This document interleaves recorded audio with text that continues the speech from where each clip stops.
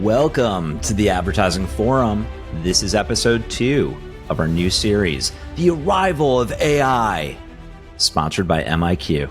Today we have Charlie Neer, the co-chief executive officer of MiQ, to dig into what AI means for the advertising industry. Charlie, excited to have you here. Thanks for joining us today. Thank you guys for having me. Long-time listener, obviously, and long-time subscriber to the forum and everything you guys do.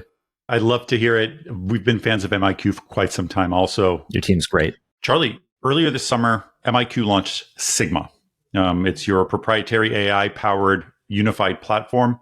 Can you set the context as to why MiQ felt the need to build this platform and what challenges you feel Sigma will overcome for the industry? Yeah. So for those of you who don't know, MiQ traditionally has been unabashedly and will always be, and say it to everybody, a managed services company.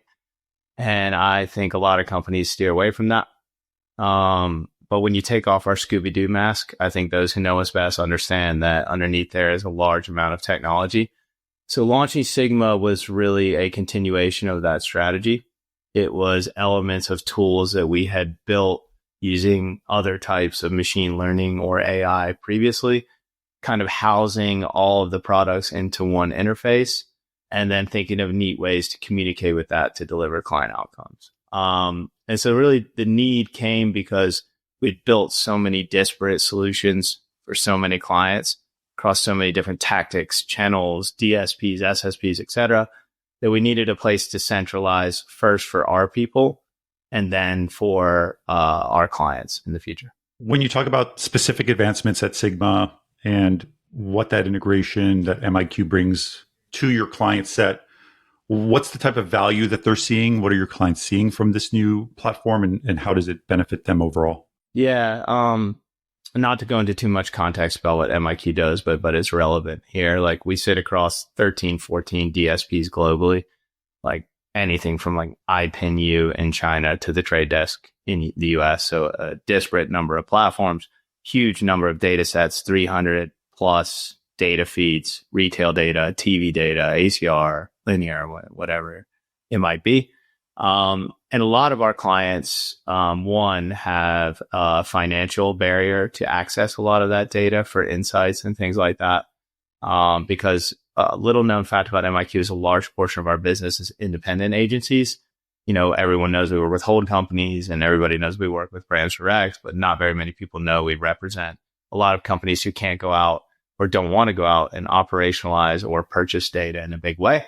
So first of all, being able to surface that in a user-friendly interface that's intuitive based on everything that's going on in the world with AI is a huge advantage. So first of all, they're already seeing value, a large portion of our client segment, just from the ease of access to insight and intelligence that we might be able to provide to them.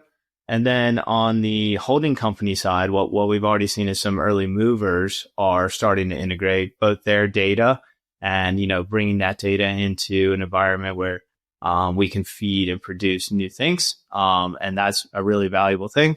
And then the biggest value I'll have to say is, as a managed service company, we execute campaigns on behalf of advertisers. So when we do that, we have trading agent. We wanted to call it Chat DSP. I don't know if I'm allowed to say that on podcast, but I don't care. It's close to the things. You're allowed to say the things. I thought it was a cool name. We went with trading agent, but it allows our traders to basically talk to a large language model that sits on top of a decisioning engine and make real-time adjustments to client campaigns. So better outcomes for our team and thus our clients, better integrations with existing insight stacks from holding companies, and more access and operationalization for our independent agency clients. From all those that you listed, is there one particular feature that Sigma has that you felt like to you and to the executive team was a game changer in your mind that really kind of moved the needle forward? Yeah. You know, it's funny. Someone on a podcast once described MiQ as a pirate ship of individuals or a pirate ship of geniuses. Everybody has like different opinions and like, you know, we all just kind of like roam around and go by our own code. So everybody has a different favorite feature. For me, that there are two that really stand out. It would be our commerce intelligence platform. So you're able to tell any purchase at any retailer where data is available, what product was purchased in what quantity, what DMA, and then overlay it with TV data or exposure data to check, frequency distribution inside that particular DMA where you might be getting beat out by a competitor product. Love that. Mainly because it helps us sell. It's like you go in there, you go into a room with an opinion instead of just like an empty binder and just be another person. It's like, I know this about your brand and we've never run $1. That's really impressive. That's probably the first one. And then to geek out, like I really love Trader Agent. I would say the Trader Agent for me is amazing because it allows idiots like me to trade very complex DSP campaigns, let alone when you put it in the hands of a really talented trader, which MiQ in the US, I think we're up to like 111 traders in the US. So we have all of our traders interacting with our Trader Agent, and it provides a robust recommendation engine on the backs of change logs, optimization logs over the last 15, 16 years. So that was really exciting. My personal favorite, though, is commerce intelligence. So it's interesting hearing you talk about the trading agent, commerce intelligence, and just the fragmentation that's taking place in our ecosystem that we're all aware of. But I'm also hearing that MiQ's chief purpose for building Sigma was just that, to battle the fragmentation in our industry. It's a shared battle cry from everyone, regardless of where we sit on the marketing spectrum. Charlie, how do you ensure that the rapid growth of AI and the AI tools don't cause an even larger layer of fragmentation? Yeah. Again, like I think the answer, that's a really good question. I wish I would have read it before the podcast. I would just say that from my perspective, like the proliferation and fragmentation of our industry has been going on since all of us have worked in it. Like it's actually a slide I drew up on a whiteboard one time. It was like when we all started, there were like 2 publishers. Everyone wanted their ads on the AOL chat messenger to get last view conversion. Like that's how old I am. Like I always like to ask people their first AOL screen name, and like seeing the proliferation and the fragmentation of our industry. That's nothing new. And frankly, MiQ solving for that is nothing new. We've never been a DSP. We've never been an SSP. We've never been a data owner. Like that's important to our strategy. We think being one of those companies is great, and we depend on those companies. However, we think having, for a brand or for an agency, having a fixed tech stack is like being fixed leg on a boat. And like, that boat is on the choppiest industry potentially in the world. And I think that when you consider how do you battle that fragmentation, the answer is we're not the smartest people in the industry, but we do like to connect everybody. And we like everybody to be able to work. So what is the antidote to fragmentation and proliferation? It's interoperability and extensibility. So for us, we have always solved for that. We've always said we're an agnostic player. We have always said we will do what's best by the advertiser. We have always said we will not be a DSP. We've always said we'll not be an SSP, data owner, et cetera.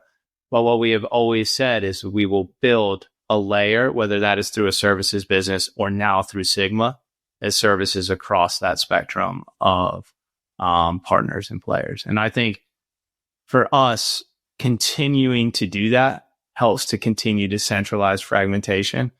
And I honestly think that fragmentation is why MiQ's, we've grown considerably, I think, in the past decade. We used to be very unknown, and I think we took a back seat a lot. And I think with Sigma, we're getting more in the driver's seat because I think more people agree that an agnostic and multi-channel, multimodal approach to the industry is what's needed. And we wanted to build Sigma on top of that and to deliver on that promise. So let's head on 2 different elements. One, I refuse to share my high school / junior high screen name on AOL. Different story for a different time.